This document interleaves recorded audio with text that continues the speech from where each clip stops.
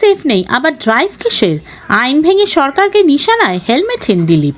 চিরদিন বাইক চালিয়ে স্কুটার চালিয়ে সংগঠন করেছি, একসময় সাইকেল নিয়ে গ্রামেগঞ্জে ঘুরেছি সংগঠনকে মজবুত করতে। এখন দল গাড়ি দিয়েছে, সরকার নিরাপত্তা রক্ষী দিয়েছে। অনেক দিন বাইক চালাইনি, তাই আজ বাইক চালিয়ে কর্মীদের সাথে চা খেতে এলাম। কিন্তু বিনা হেলমেটে কেন বাইক চালালেন সেই প্রশ্ন করতেই সরকারকে এক হাত নিলেন বিজেপির প্রাক্তন রাজ্য সভাপতি দিলীপ ঘোষ। বললেন, সরকারি সেফ নেই তো ড্রাইভ আবার কিসের? শনিবার দুর্গাপুরে রাজীব গান্ধী স্মারক ময়দানে প্রাতঃভ্রমণ সেরে দলীয় বিধায়কের বুলেট নিয়ে শহর দুর্গাপুরের একাংশে ঘুরলেন। মোবাইলে মিস কল দিয়ে বিজেপির নতুন সদস্য পদ নেওয়ার আর্জি জানালেও সাধারণ মানুষের কাছে।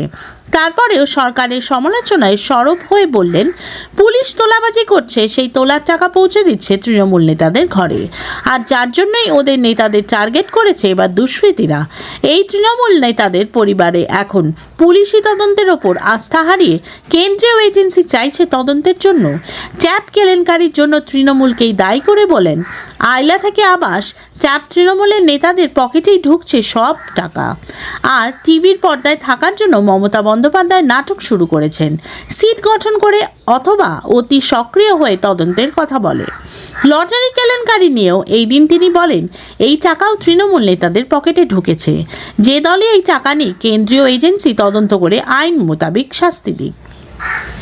বাংলাদেশে সনাতনী হিন্দুদের ওপর অকথ্য অত্যাচারে চলছে ইসকনের মতো সংগঠনকে নিষিদ্ধ করার কথা বলছে। তারপরেই কর্মসূচি শেষ করে বহরমপুরে দলীয় কর্মসূচির উদ্দেশ্যে রওনা দেন তিনি। তীব্র কটাক্ষ করে তৃণমূলের জেলা সহ সভাপতি উত্তম মুখোপাধ্যায়কে বলেন, আইন কিভাবে ভাঙতে হয় তা শেখায় বিজেপির মতো দল, তাই ওদের মানুষ ভালো চোখে দেখে না। দিলীপবাবু গোহারা হেরে দুর্গাপুর ছেড়েছিল, তারপরেও মাঝে মাঝে এসে উল্টোপাল্টা কথা বলেন আর আইন ভাঙেন। এই কালচারের জন্য 2026-এ বাংলার মানুষ ওদের বিদায় করে দেবে। পশ্চিমবাংলায় যেভাবে বম বন্দুকের কারখানা চারিদিকে পাওয়া যাচ্ছে আর যেভাবে বম বন্দুক চলছে, কাকে কখন লেগে যাবে কেউ জানে না। একদিন তো আমাদের লোকেদের মারা হতো, 250 লোককে মারা হয়েছে আমাদের, গুলি করে মেরে পিটিয়ে গাছে টাঙিয়ে সব হয়ে গেছে। এখন সমস্ত সেই দুষ্কৃতকারীরা টিএমসির মধ্যে ঢুকেছে, এখন ভাগবাঁটোরা নিয়ে শুরু হয়ে গেছে। এত ব্যাপক দুর্নীতি আর ভাগবাঁটোরা কম বেশি হলেই মেরেছে, তারাই প্রতিনিধি হয়ে গেছে, চেয়ারম্যান, কাউন্সিলর, এমএলএ, এমপি হয়ে গেছে। তো পুরো অপরাধীকরণ হয়ে গেছে, পার্টির মধ্যে চলছে।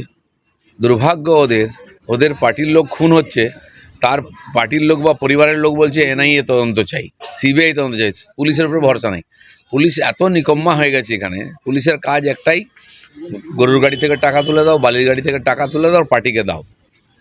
সবার জন্য কোটা ঠিক হয়ে গেছে, কোথা থেকে কত টাকা তুলতে হবে। তো পুলিশ কী করবে? ওইসব করে বেড়াচ্ছে আর দুষ্কৃতকে ওটা দাপিয়ে বেড়াচ্ছে। কলকাতার বুকে বোম ফাটছে, বন্দুক পাওয়া যাচ্ছে, কারখানা পাওয়া যাচ্ছে। পশ্চিমবাংলার মানুষকে তো খেতে দেয় না, তারপরে সুস্থভাবে বাঁচতেও দেবে না। শাসক দলের নেতৃত্বেই হচ্ছে। এখন যারা আশেপাশে তারাও তো ছিটে পোটা খেয়ে নেয়, যখন টাকা রাস্তায় পড়ে আছে নিচ্ছে। কিন্তু যাই নিক, অনৈতিকভাবে হয়েছে, বেআইনি হয়েছে, তার তদন্ত হওয়া উচিত। যারা এর সঙ্গে যুক্ত, সে কোন পার্টি, কোন জাতি, কোন ভাষী, ধর্ম দেখার দরকার নেই, আইনের আধারে তার শাস্তি হওয়া উচিত। যে হিন্দুদের উপর অত্যাচার হচ্ছে, কী ধরনের বক্তব্য বলা হয়েছে ওখানে, ইসকনকে বন্ধ করো। যে ইসকন সারা দুনিয়াতে শান্তি প্রেমের বাণী ছড়াচ্ছে, তাকে বন্ধ করতে হবে, কারণ ওখানে টেরোরিজম চাই। তো ক্ষতিটা বাংলাদেশেরই হচ্ছে। 2-4 গাছে হিন্দু আছে, আজও কালো হয়তো তাদের চলে আসতে হবে, কিন্তু তারপরে কী হবে? সিরিয়া হয়ে যাবে, আফগানিস্তান হয়ে যাবে বাংলাদেশটা। এটা আমাদের দেখতে হবে, আমাদের পড়োশি দেশের। আর তার প্রভাব পশ্চিমবাংলায়ও, ভারতবর্ষেও পড়বে। আমি সুযোগ পেলে মোটরসাইকেল চালাই, অনেকদিন চালালাম আমাদের কর্মীদের সঙ্গে, একসঙ্গে সকালবেলা ফাঁকা রাস্তায় ঘুরলাম, চা খেতে এসছি। এটা ভালো লাগে। সেদিন বাইক চালিয়ে সংগঠন করেছি, স্কুটার চালিয়েছি, সাইকেল চালিয়েছি। এখন পার্টির কারণেই গাড়ি করে ঘুরতে হয়, পার্টিরই গাড়ি, সিকিউরিটি দিয়েছে সরকার। বাকি তো একা গ্রামেগঞ্জে সংগঠন করেছি, সে অভ্যাসটা রাখতে হয়। যারা সংগঠন করে তাদেরকে এইভাবেই কাজ করতে হয়। সরকার সেফ নাই তো ড্রাইভ কিসে হবে? চলুন।